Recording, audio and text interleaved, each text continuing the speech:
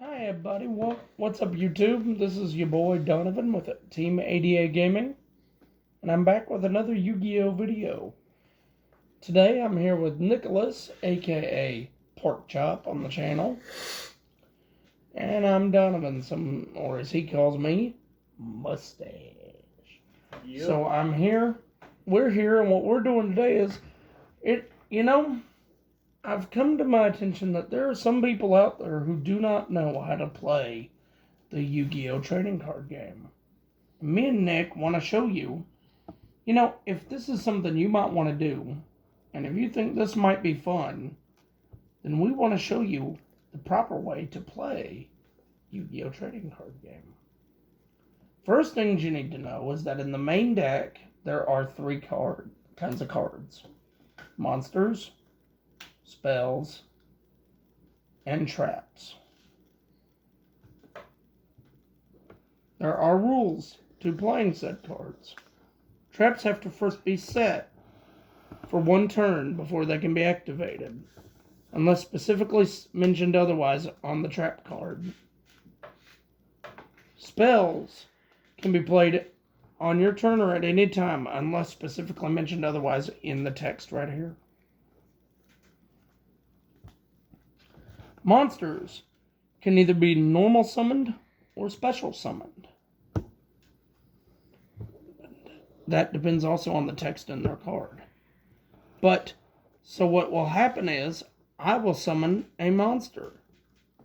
Nick would summon a monster. Nick, throw a monster out here. So our monsters will battle, right? Whoever has the highest attack would win that battle, right? Which mine's 17. Minus 23. 23, so he would win that. So this right here is the attack points of this monster. This here is the defense points of this monster. If my monster is in defense mode and his attack is greater than my defense, that would kill my monster. I would take no battle damage, but it would still take attack. Speaking of which, Nick, how many life points did we start out with? Did we start out with 400? We all start out with 8,000 life. The object is to get your opponent. Is to get your opponent down to 0. Or lower. I mean, on the professional counter, it only goes down to 0. Yeah. But there are a lot of decks that do have the capability of overkill.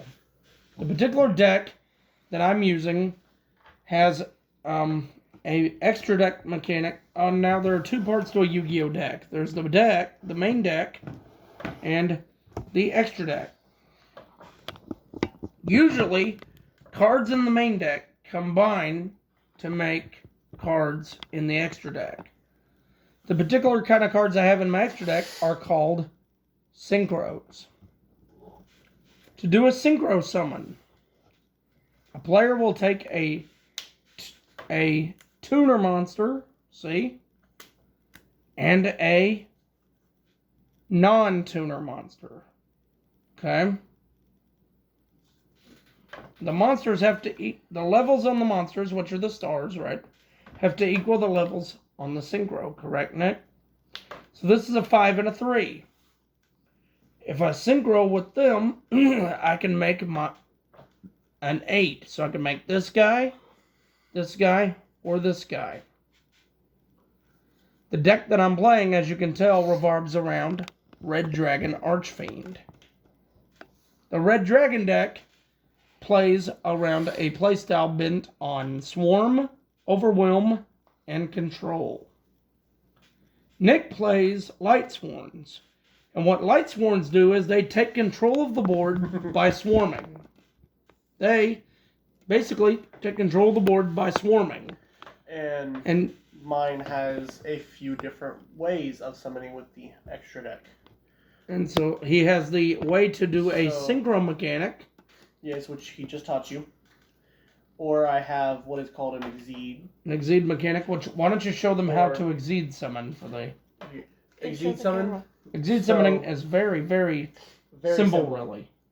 So say if I were to have 2 level 4s, he would out on my field.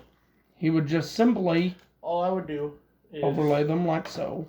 Place one on top of the other, and then place my exceed card on top. Which the Which two would level have 4s make a rank effects. 4. Yeah, they'd make a rank 4. And has a specific effects that help me with my...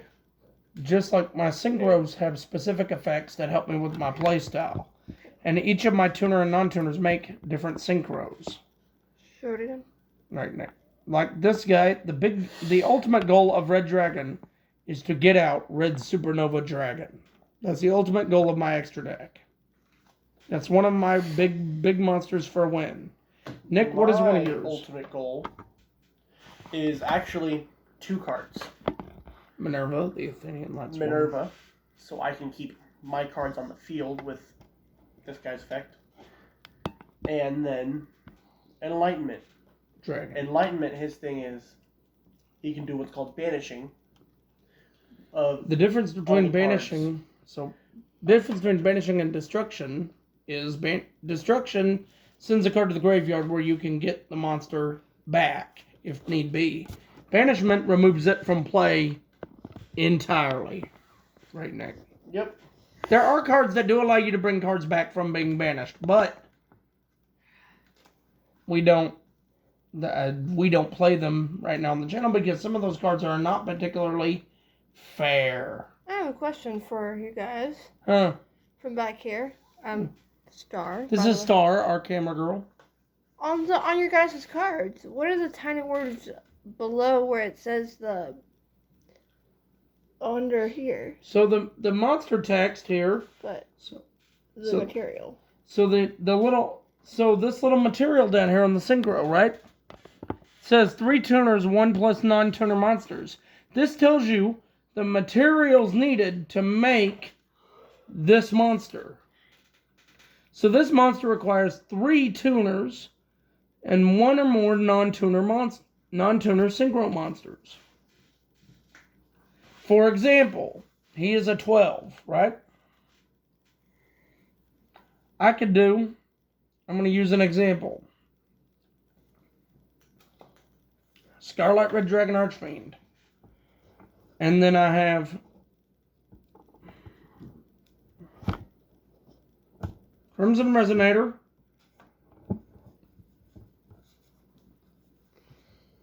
Synchron Resonator.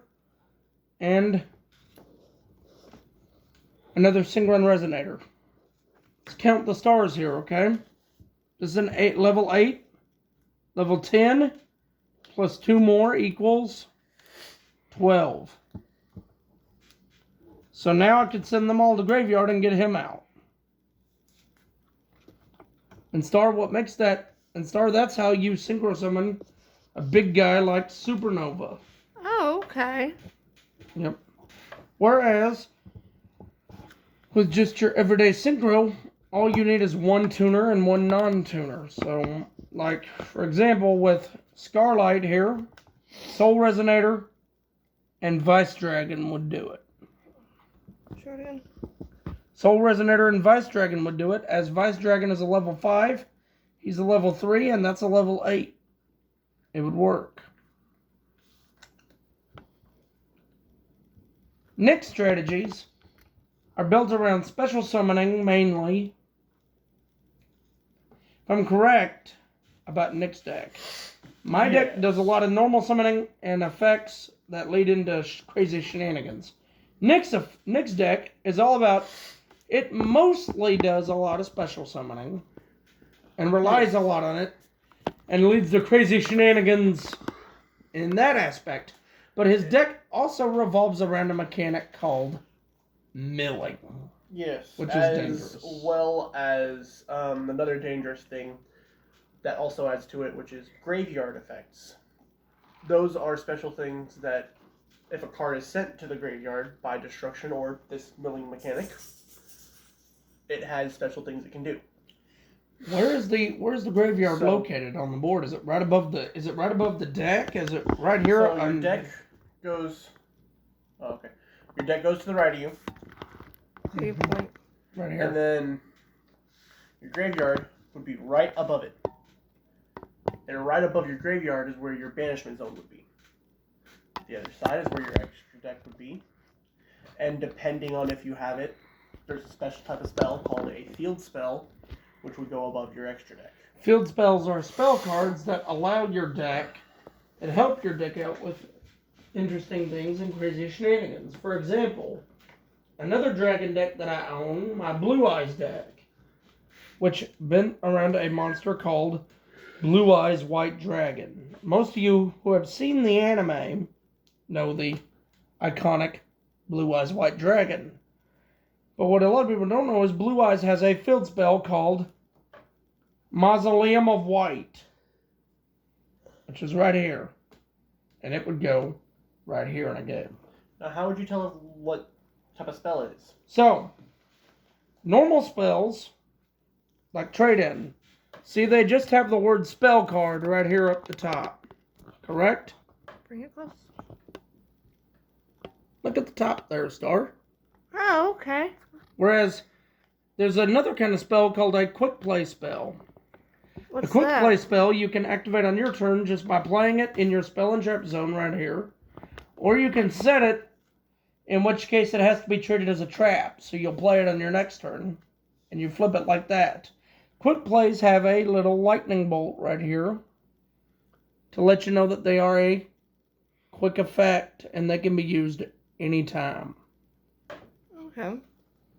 Then you have ritual spells used for ritual summoning, which is a, by the way, there's another extra main deck monster called a ritual monster. And these are special summoned by a ritual spell, which is its own little thing as well. Which We'll we'll get explain in another video. We'll get that in another video.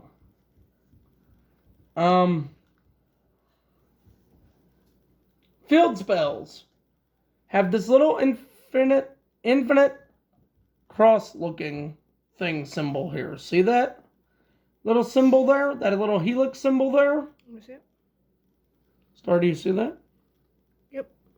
That's how you know the spell is a field spell. There's also a spell that has a straight up cross on it. That's an equip spell, right? Then you have some cards like this particular trap called True Light right here. And it has, see this symbol, this infinity symbol right here? That means that the trap is continuous, which means it stays on the field for as long as it can. Right back. Yeah. Now, Nick was going to show you, I was going to have Nick show you what a general style of play might be for his Lightsworn deck. Alright. Or how to play the Lightsworn mechanics of Yu-Gi-Oh! So first off, we would need to learn how The we game generally begins. decide how the game begins. The game begins with a roll of a dice. Now, most people use a d6. You could use anything. 20-sided die, really any side. I've known a person who used a 100-sided die at one point. Yeah. But you choose to, if you say either high roll or low roll, basically whoever gets the higher or lower number, depending on what you choose, gets to pick who goes first. Example, high roll or low roll? High roll. I You got rolled a four? 4. My turn. You go I got 6. a 6. I get to decide who goes first. And just to teach you guys, I'll go first. Yep. So, and also, not to mention with the deck he's playing, it's a deck he would probably do better if he went first with. See, so Lightsworns are more of a turn 1 deck. Wouldn't you say that, Nick? Yes. Lightsworns are more of a turn 1 deck because you can do more. I'm going to play my Solar Recharge. Well, and also because I can set up an Unbreakable Board. How many cards do we draw to begin with? Do we draw? We start with 5. Yep, that's right. Anyway, Come here. I Smile start with my opening Solar hand. Recharge. What it says, I discard 1 Lightsworn monster, which means I put him in my graveyard. From Draw hand, 2. right? Yes. Draw 2.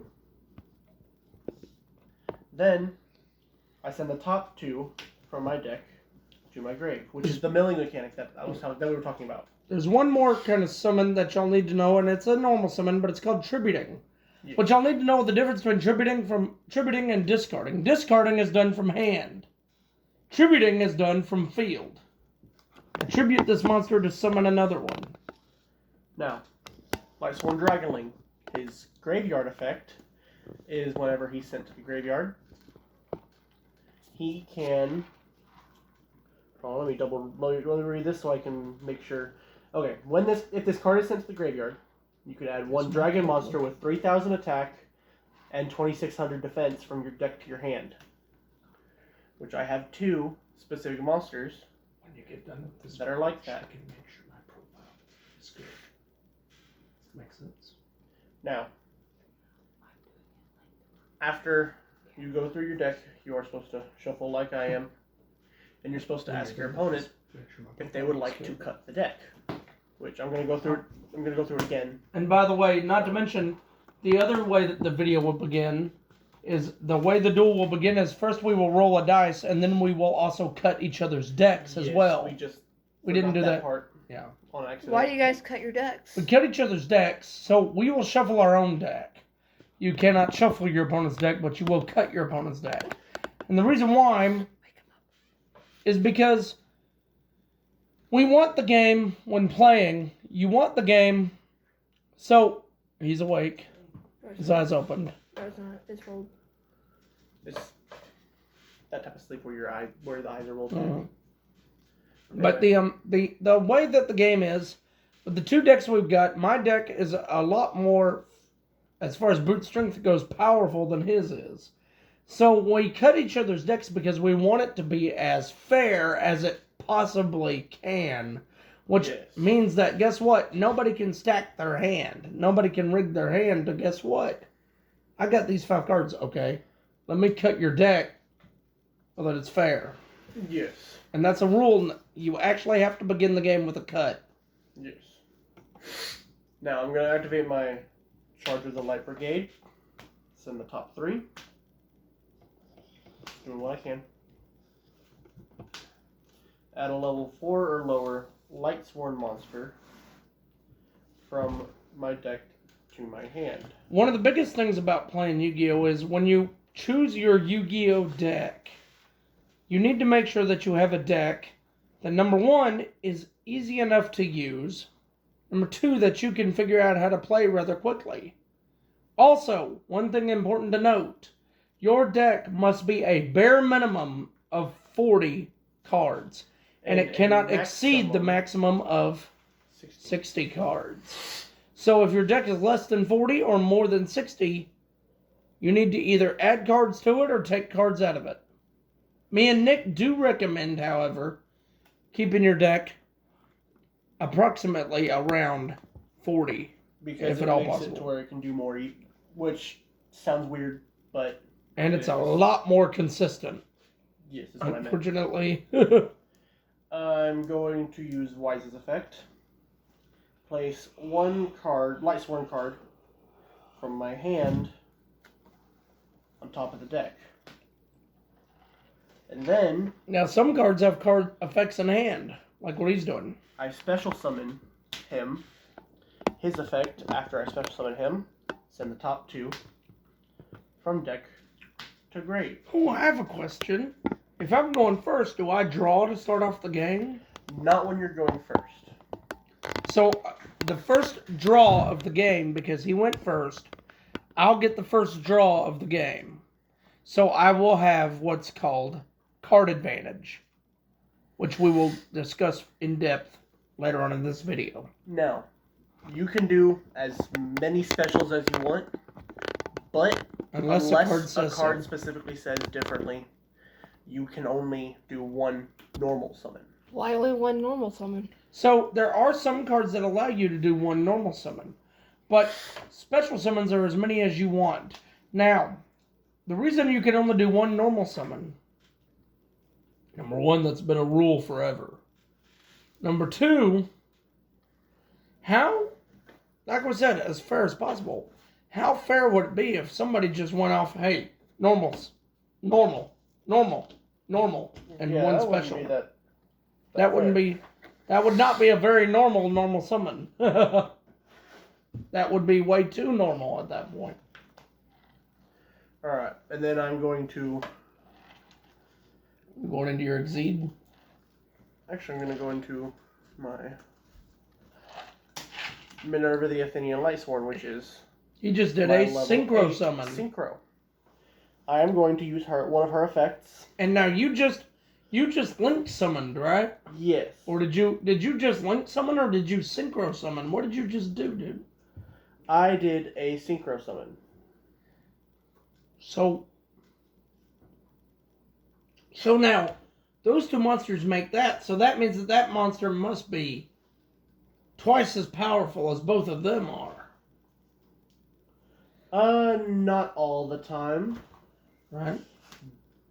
I mean, just so really, you know, power-wise, it depends on and now the monster, but a lot of the time it has better effects. The most common misconception that we get in this game, and Nick can attest to this, the most common misconception we get in this game is that you made a bigger monster. That means it must be twice as powerful.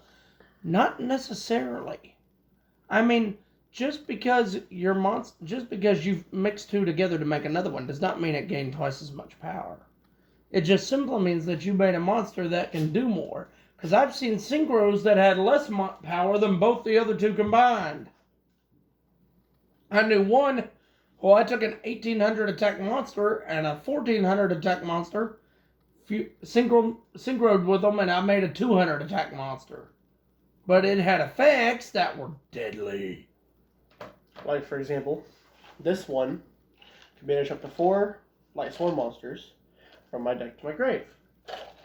Now I'm gonna choose 4. I'm gonna choose 4 with different names. Up to 4, so you could do less if you wanted to. Yes, it does say you can banish up to 4. Up to 4. So that means you don't have to do... So do I have to do 4 in that situation? No, but with the way this deck plays, it is the best option. It would be wise to do 4. Yes. Now, I'm banishing 4. And I'm going to use... I have to finish this effect first. Yeah, you do need to... Send 1, 2, So... 3, 4. So wait, an activated effect has to fully resolve before you can activate another one? Yes. Now, I'm going to special summon my Punishment Dragon. How does he come out?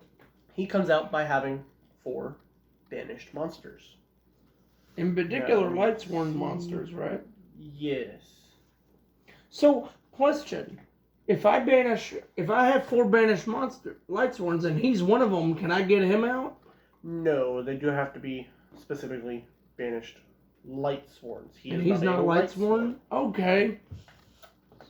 You see, there is some gray area to this that needs to be in there because when it says that, it does say Lightsworn monsters. So, that's where the textual issue comes in.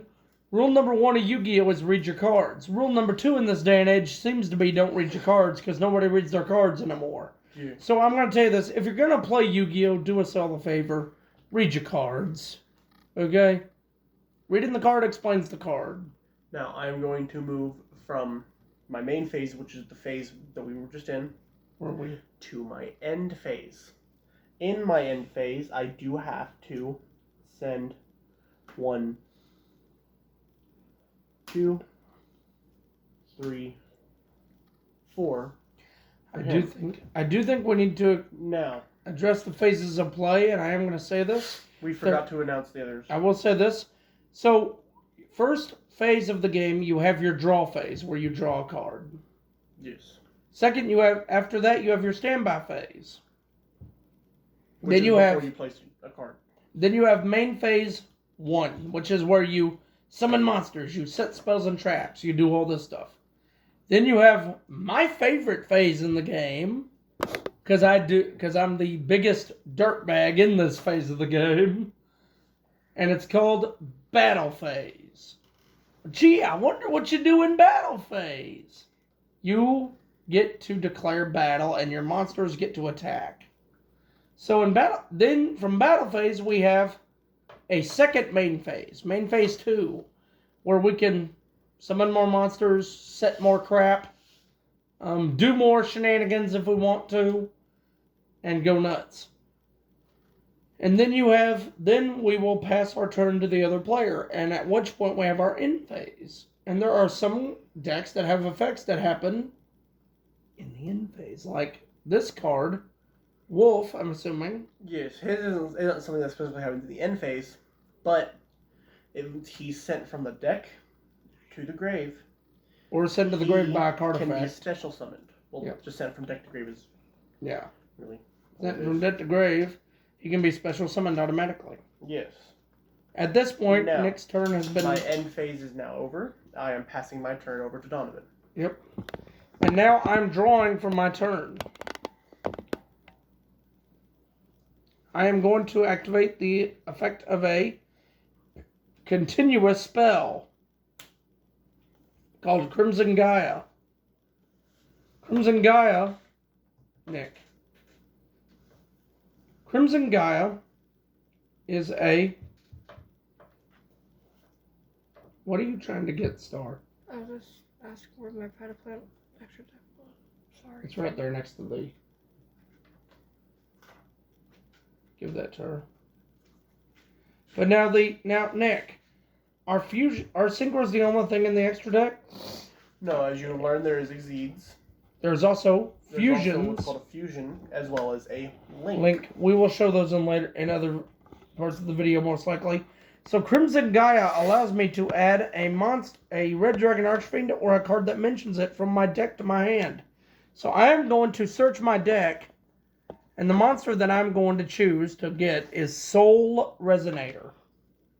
Soul Resonator is what we call a starter combo card, right? Soul Resonator will also be my normal summon for this turn. Okay? His effect will add to my hand a level 4 or lower monster, and I'm choosing to add Bone Archfiend. Bone Archfiend will be my first special summon, and here's how. Sending this to grave, and from hand, right? And sending from Vision Resonator from my deck will summon him to the field. Now I will use the graveyard effect of Vision Resonator, which will add a spell or trap from my deck to my hand, and I will add Absolute Power Force. One of the effects of Bone Archfiend is that Soul Resonator is now a level 2. I will tune my level 2 with my level 4 to synchro summon a level 6 Red Rising Dragon. Red Rising Dragon's effect activates. Nick, do you have a response? I, unfortunately, do not right now. So his effect will activate, which will allow me to bring a level 2 tuner back from my grave. Or a tuner back from my grave. And I will synchro again into a level 8 monster. And this level 8 monster that I'm going to go into is the namesake of my deck. Actually, I'm going to go into Scarred Dragon Archfiend.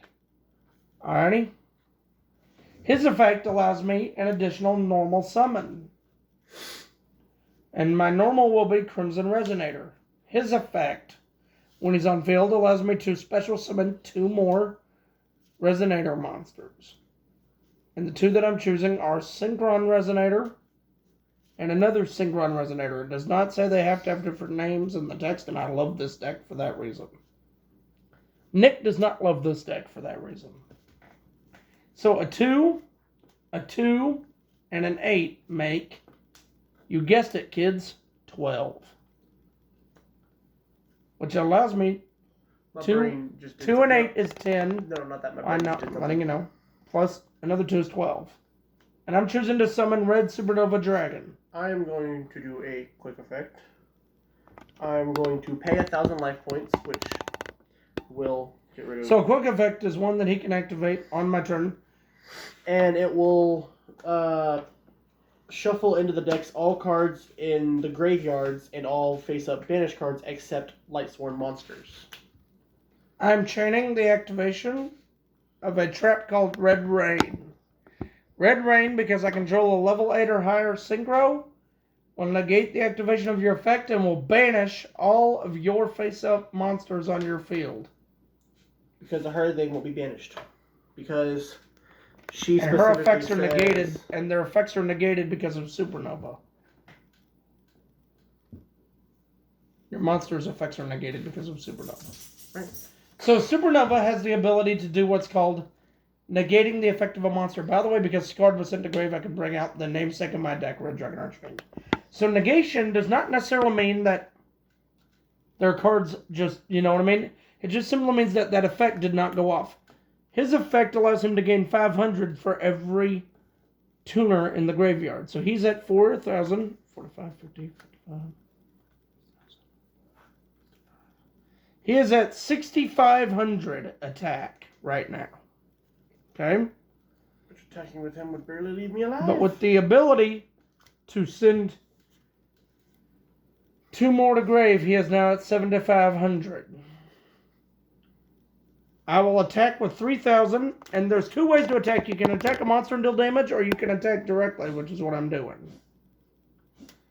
Or you can attack, and I will hit directly with 6,500. You're not gonna let me show them how to fusion summon with my. I will. Oh, I will. But there's always another game. True, we do need to teach them that. And I'm gonna I'm gonna end this game with Red Supernova. Now, same board on my side. Nick, get your field ready to go. Get Punishment out and Minerva out on field. Oh, I'm gonna let you do that. I'm gonna let you go ahead and do that. Alright. Now, same scenario. This is my board. Right? All right. Now, that being said, that's been activated. That is my board, right? I've done my synchro summoning. I've done my shenanigans. I'm going to say I have a card in my hand. I'm going to pass my turn to Nick. I would draw for turn. I'm going to do my charge with the Light Brigade. Send the top 3.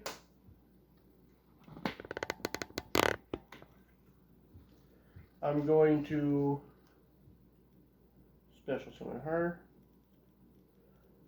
because she was sent from the top from the deck to the graveyard. That was not by a monster effect. Never mind. But I will special Wolf. Add 1 level 4 or lower Lightsworn monster.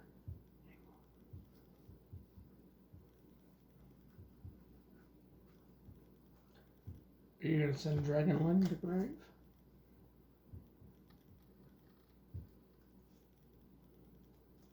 From my deck to my hand.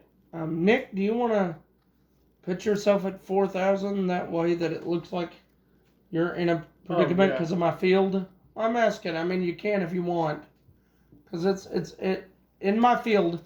So with me having the field I have, there is no way that by now I would not have already done him some considerable damage. Right? Going to normal summon her because I haven't done her yet.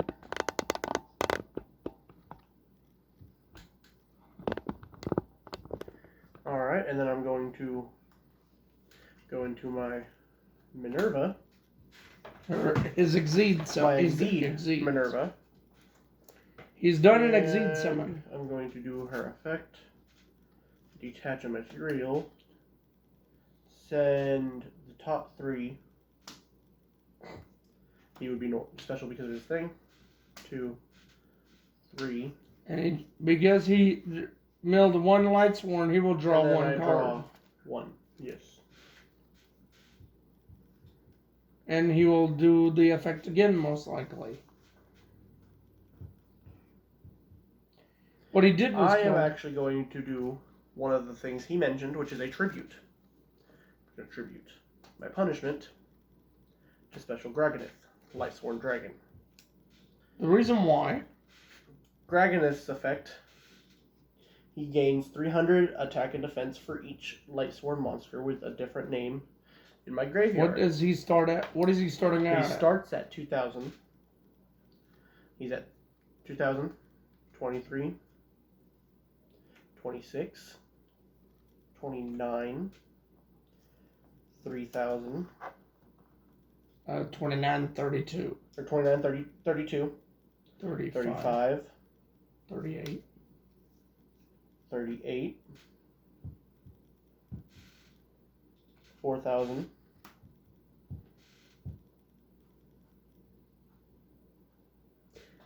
Now he's at 4,000.